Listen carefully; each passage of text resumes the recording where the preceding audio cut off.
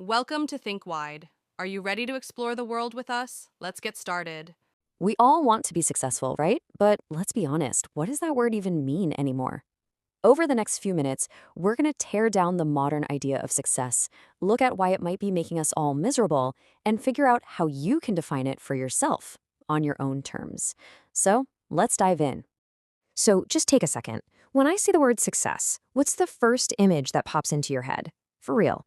Is it a sleek car, a fancy job title, maybe a certain number of followers, or a specific amount of money in the bank? Just hold on to that image, because we're about to put it to the test. Because here's the hard truth. For so many of us, what we call success today isn't real life. It's a performance. It's less about actually living a fulfilling life and more about making sure it looks like you are, especially for everyone online. And that leads us right to the core of the problem, doesn't it? We're scrolling through our phones and we see this endless parade of perfect moments. The promotions, the exotic vacations, the picture-perfect families. And if our own messy, complicated real life doesn't stack up against that shiny highlight reel, well, it's easy to start feeling like you're somehow failing. This quote just hits the nail on the head. We're constantly comparing our behind-the-scenes bloopers with everyone else's greatest hits. And you know what? That's a game you can never, ever win because it's not even based in reality to begin with. Okay, so if it's all just a highlight reel, a performance, what metrics is the world using to score it? Let's take a look at the yardsticks our culture loves to use to decide who's making it and who's, well, not. And here they are, the big four. How many followers you've got, how much cash you're pulling in, what your job title is, and this is a big one, how fast you got all of it.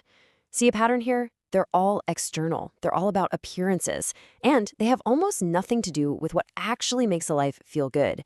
So here's the first huge clash.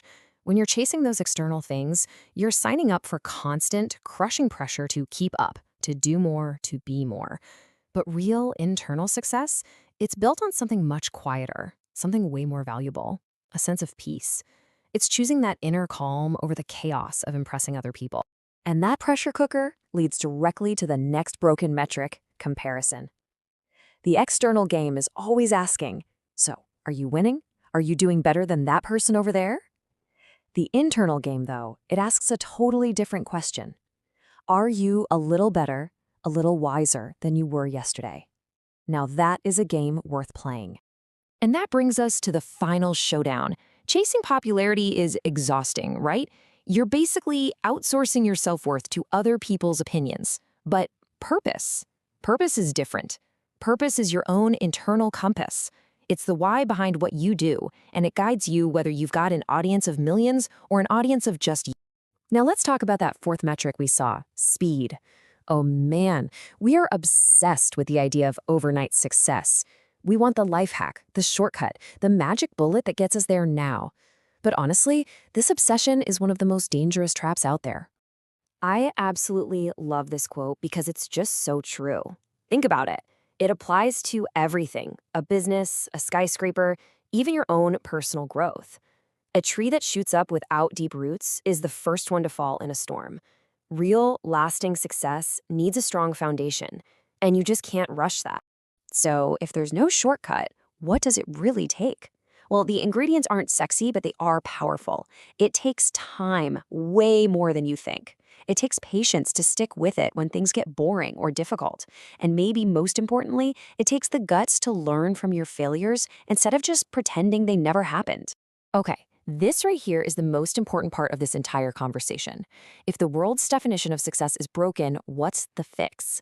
The fix is that you get to create your own, a sovereign definition, one that belongs to you and only you.